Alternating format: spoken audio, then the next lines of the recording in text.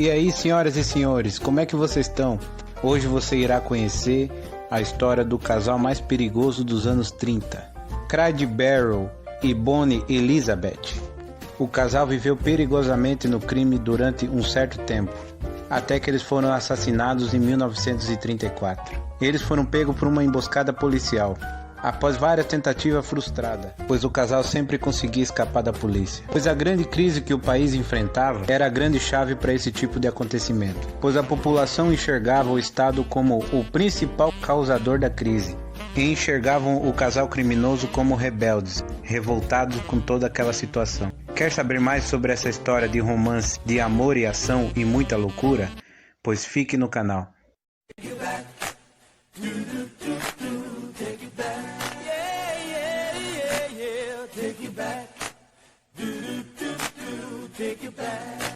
Quem foi Bonnie? Bonnie Elizabeth Parker nasceu no dia 1º de outubro de 1910, no Texas, nos Estados Unidos. Ela era muito inteligente, chamava a atenção dos professores na escola, pois ela era muito boa em escrever poesia. Bonnie era uma menina baixinha e magra, pois ela tinha 1,50 m de altura, loira do cabelos cacheados, aparência delicada como uma boneca. Logo, um cara se interessou por ela, e poucos dias antes dela completar 16 anos, em 1926, ela se casou-se com Roy Thornton, um colega de escola. Ele era um cara bandido, se envolvia em roubos, confusões, sempre estava desaparecido ou até mesmo na cadeia. Então, cansada de ficar sempre sozinha, sem a companhia de seu marido, Bonnie resolveu dar um fim na relação. Agora ela está livre para conhecer um novo amor. E foi aí que ela conheceu Clyde Barrow. Quem foi Clyde Barrow? Clyde Barrow nasceu no dia 24 de março de 1909, ou seja, ele é um pouquinho mais velho que Bonnie. Ele vivia com seu pai, sua mãe e seus 6 irmãos, no interior do Texas. Eles não viviam muito bem no campo, então decidiram ir para a cidade grande para tentar uma vida melhor. Cidade que Clyde cresceu um adolescente rebelde, conhecendo a malandragem das ruas. Se envolvia em várias coisas erradas. Ele foi preso pela primeira vez com 17 anos de idade, pois ele teria alugado um carro para ver sua namorada, e não devolveu o carro. Sua primeira namorada se chama Eleanor Williams. Apenas 3 semanas depois de ser solto da prisão, ele foi preso novamente. Ele se envolveu em um roubo de carga. Depois disso, Clyde tentou se afastar do crime, pois ele já tinha sido preso 2 vezes. Mas ele percebeu que a vida honesta não valia a pena. Trabalhar horas e horas todos os dias, receber muito pouco dinheiro. O crime é arriscado e perigoso, mas dá muito mais dinheiro. Então, por conta disso, ele começou a planejar seus roubos novamente. Até que em 1930, o caldo engrossou para o lado dele. Clyde foi levado para uma prisão bem rígida, onde ele teria que cumprir uma sentença de 14 anos de prisão.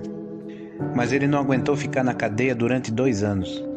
Lá ele tinha que trabalhar em vários serviços pesados, e as condições do presídio eram totalmente precárias. Então ele teve a ideia de amputar o dedo do seu pé com um machado. Naquela prisão não poderia estar preso pessoas aleijadas. Assim ele poderia ir para uma prisão menos pesada do que aquela. Mas melhor do que Clyde esperava, as autoridades resolveram dar a liberdade condicional para ele. Mas antes de 1930, sua prisão, ele já tinha conhecido o amor da sua vida, que era Bonnie Elizabeth. Eles se conheceram em 1929, um ano antes da prisão de Clyde. Eles se conheceram nessa casa da amiga de Bonnie. Essa tal amiga quebrou a perna em um acidente, e Clyde foi lá visitá-la, pois ela era irmã do seu amigo. Quando os dois se viram, foi amor à primeira vista, e depois eles começaram a se ver quase todos os dias. Se deu ao início de uma grande e louca paixão. Eles se conheceram no meio da Grande Depressão dos Estados Unidos, e por conta disso acusaram o governo como culpado de toda aquela miséria e pelas condições precárias que eles estavam passando. Então eles se uniram mais ainda. Não demorou muito para eles montarem uma gangue e começaram a praticar crimes. Foram 4 anos cheios de assaltos, fugas e assassinatos. Esses crimes ficaram rolando de torta à direita até que alguém os parasse. Eles foram apelidados pela imprensa como Romeu e Julieta do crime. E durante esse período eles conquistaram os Estados Unidos. Clyde era obcecado pelos carros da Ford. Chegou até a mandar uma carta para a montadora de veículos. Uma carta chegou aos escritórios da Ford em Detroit, algo comum para a empresa que vendia muitos carros apesar da economia americana estar quebrada.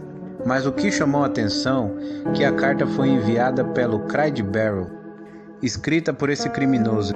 Era a manchete dos jornais na época. Essa carta está conservada e guardada no museu da Ford. A carta dizia o seguinte: estimado senhor, enquanto ainda tenho ar nos pulmões, lhe direi que carro tão elegante o senhor está fabricando exclusivamente sempre que podia, graças à sua velocidade sustentável e ausência de problemas. A Ford nunca deixou de ser avançada. O Ford nunca deixou ser avançado por outro carro, exclusive se meu negócio não foi estritamente legal. Não preciso dizer, aliás, nem tenho palavras para descrever o quanto gosto dos carros da Ford, principalmente o Ford V8B. Assinado Clyde Barrow. Eles sempre eram vistos com carrões da Ford e com armamentos pesados, roubados dos militares. Até as autoridades diziam que era quase impossível capturar o casal. Como era só os dois, as autoridades estavam em cima. Eles precisavam recrutar membros para ajudá-los. Então eles recrutaram um jovem de 16 anos, chamado William Daniel.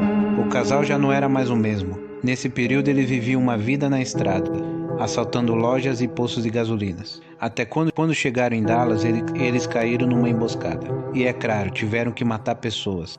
Essas pessoas eram policiais que queriam pegar eles. Com muito dinheiro e muita comida, mas porém quase sem munição, resolveram invadir um arsenal militar. Lá eles conseguiram armas mais pesadas e munições. Buck, irmão de Clyde, saiu da prisão e entrou para a gangue, acompanhado de sua esposa.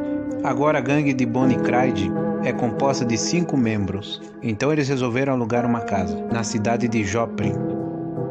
Não demorou muito para o lugar ser descoberto. Então começou um grande tiroteio. Para fugir do local, eles saíram pelos fundos da casa, abrindo um caminho com a metralhadora. Eles seguiram para uma cidade chamada Wellington, mas no caminho aconteceu uma grande fatalidade. Eles tiveram um acidente e Bonnie ficou muito ferida. Eles tiveram que fazer uma parada para Bonnie se recuperar dos ferimentos. Uma semana depois, os policiais encontraram seu esconderijo, mas dessa vez eles não tiveram sorte. O irmão de Clyde foi morto com um tiro na cabeça e a sua cunhada foi atingida com um tiro no olho. Ela ficou cega e foi para a prisão. O casal e o garoto conseguiram fugir. Logo em seguida, eles foram cada um para um lado. Deixaram o moleque sozinho numa casa. Logo o casal se juntou novamente. Então as autoridades decidiram parar com a perseguição, deixar a poeira baixar por enquanto. Enquanto isso eles iam investigando o indício de cada crime.